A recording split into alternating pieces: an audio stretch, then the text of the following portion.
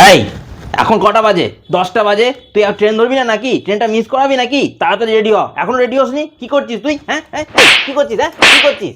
আরে বাবা, স্টেশনটা পাশেই, হেঁটে তো 5 মিনিট লাগে। 5 মিনিট লাগে না 5 ঘন্টা লাগে সেটা আমি বুঝবো। এই পাখি, জলের বোতল নিয়েছিস? না, কেন জলের বোতল নিতে হয়? এখনো এখনো কোনো কোনো সমস্যা নেই, জলের বোতলটা নিতে হয়। ভারী জিনিসটা কে বয়ে বয়ে নিয়ে যায়? ঠিক আছে যা, আমি নিয়ে নেবো। ছাতা নিয়েছিস তো রে? না, ছাতা কে নেয় আজকালকার দিনে? ছাতা আজকালকার দিনে কে নেয়, তাই তো? মানে বৃষ্টিতে ভিজবি আর ভিজে ঠান্ডা করবি, তারপরে স্কুলে যাবি না, তাই তো?